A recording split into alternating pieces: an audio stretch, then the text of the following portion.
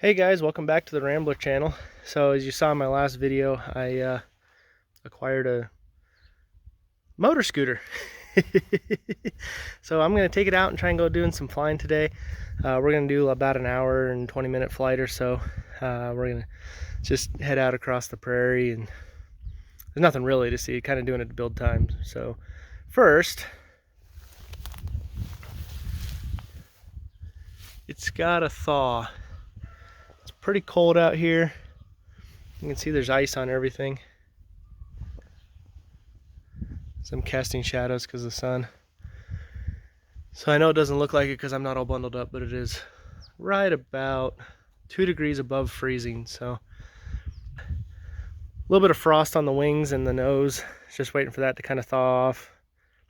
Once we get it out of the hangar, get it in the sunshine, it thaws pretty quick. It gets colder in the hangar because there's no sun shining in there. So in the meantime, I'm going to put a little bit of gas in there and kind of go over it, make sure everything looks good, and make sure it's safe for the flight. So real quick, while it's thawing, I'm going to take a minute to just kind of talk about what it is. So this is a experimental amateur built EAB. So it's a light sport aircraft, fits in the light sport category. Although because Challenger never built an actual factory built light sport aircraft, you can't really say it's an experimental light sport, but basically that's what it is. So it weighs 485 pounds empty. Maximum takeoff weight on it's about 1,000 pounds. It is fabric over aluminum is the way it's constructed. We have what they call the back 40 landing gear on it. So this is a little bit beefier landing gear for kind of landing in conditions like I'm landing in. So I do want to put slightly larger tires on there. These are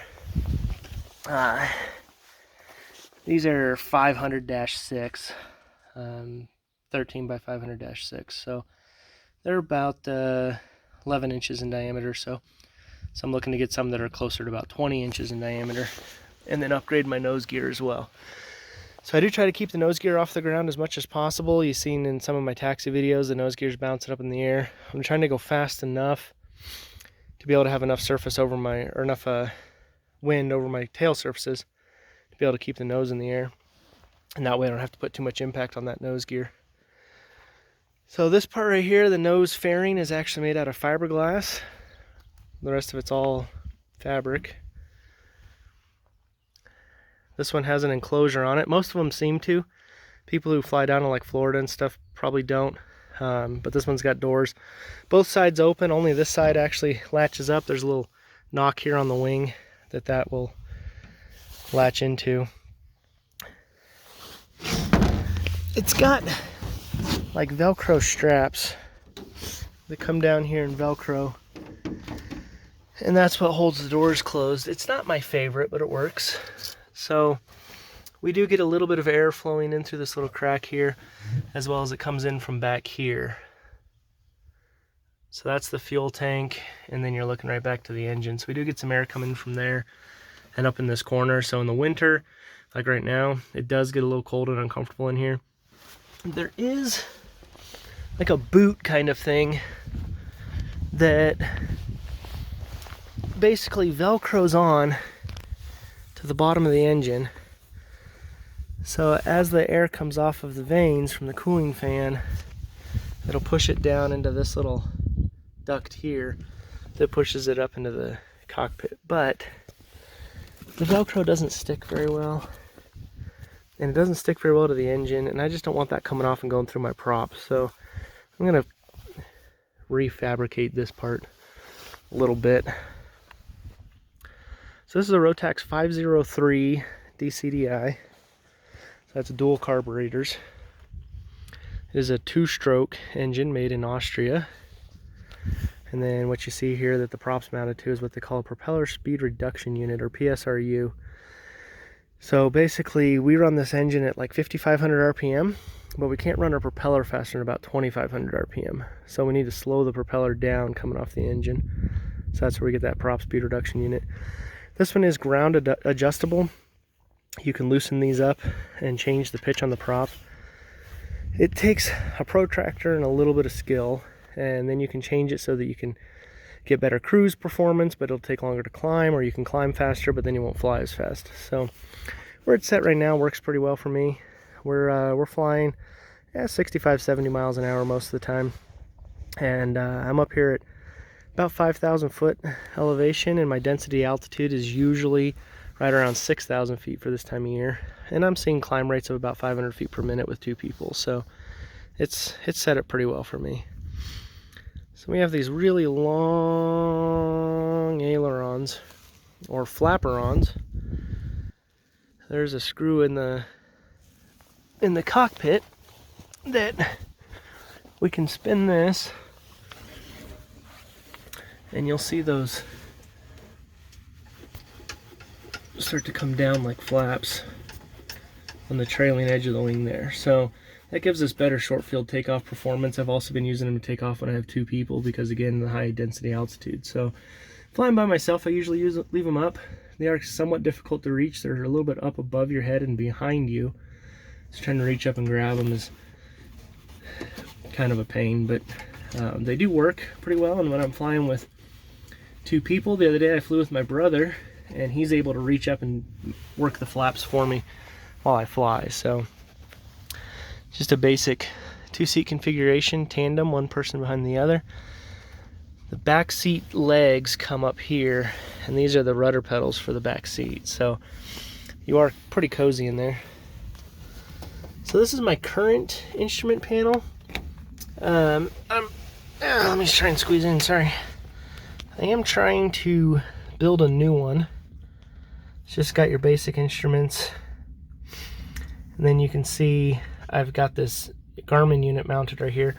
It's attached right to my altimeter right now. So I want to see my airspeed because that's the actual airspeed going over the wings, and so I need that.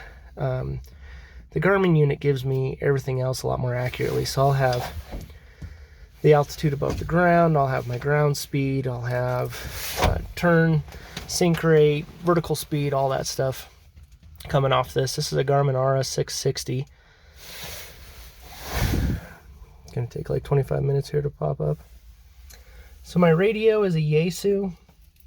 This is the Pro X version. It has both COM and I can do VORs on it. So there, my Garmin came up, waiting on GPS. And then you'll see it's got speed, turn rate.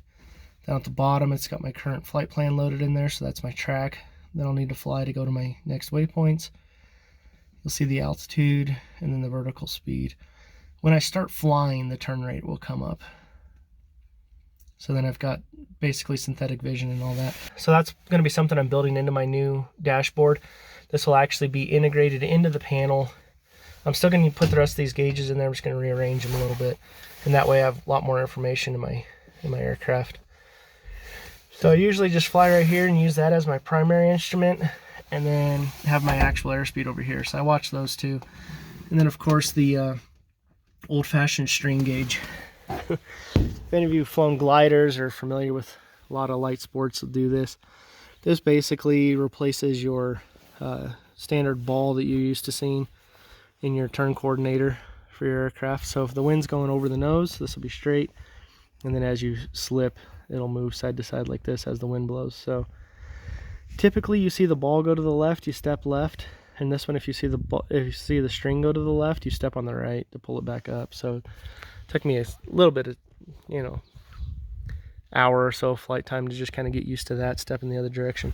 I do have a ball velcroed right here.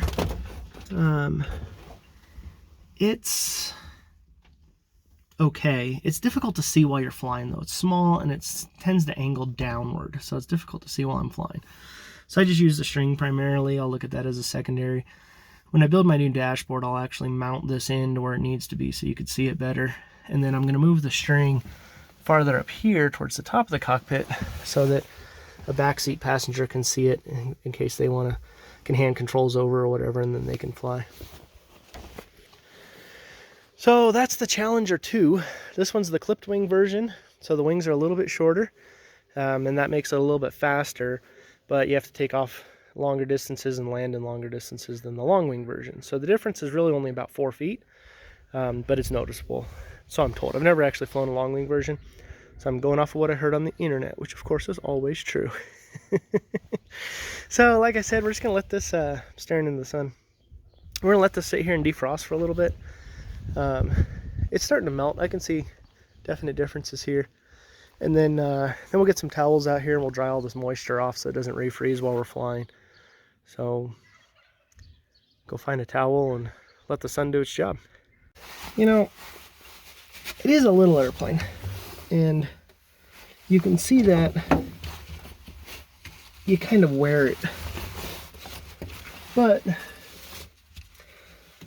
they did have big people in mind when they designed it, so you do fit better if you're like 6'2", and I'm not. I'm not sure how you'd get into this thing if you were 6'2", but it's definitely difficult to reach the rudder pedals when you're only 5'8" like I am. So you saw during my walk around, I have like a little yellow cushion on my black seat. That's the cushion out of the seat back in the seat behind me, because I needed to push me forward like 2 inches so I could touch everything the right way.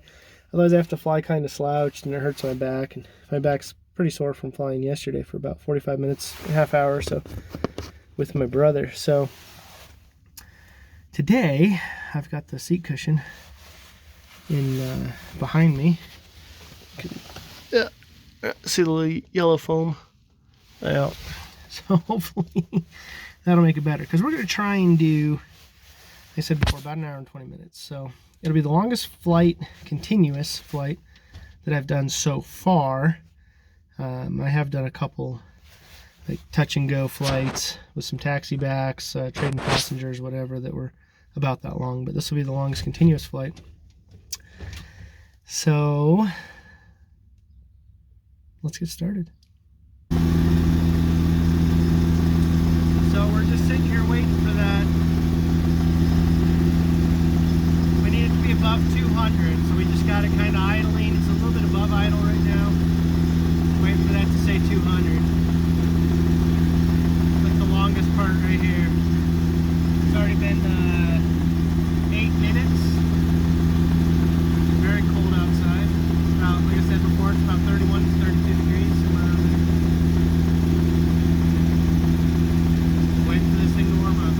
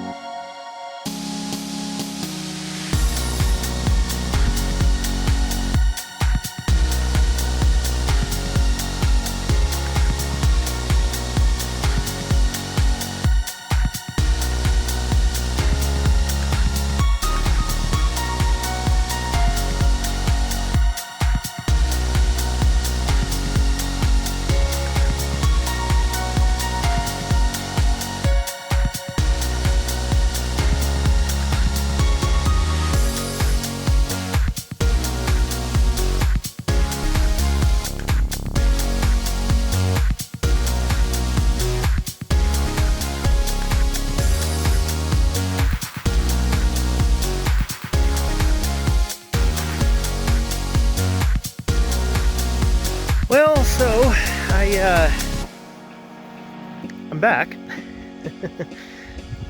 They say every landing you walk away from is a good one, right? So it was a pretty decent flight. I had the GoPro on the whole time, but when I pulled the GoPro out to stop it after I landed, I hit the button and the screen woke up and it started counting up. So I don't know how much footage was recording. Guess we'll find out. So thanks for going out on this trip with me, guys. Thanks for flying around. It was a lot of fun for me. I do need to get a heater in this. My feet are a little chilly. Otherwise, it was a good flight. I enjoyed being able to go out and just go do this. And you know, this thing is super cheap to operate, so it's really cool just having it sitting back here in the backyard for me. I can just walk out from the house and pull it out in the morning and dust it off and defrost it and go fly for a little bit. So this was 95 minutes according to the timer. So not a bad flight actually. Kind of uncomfortable on your seat.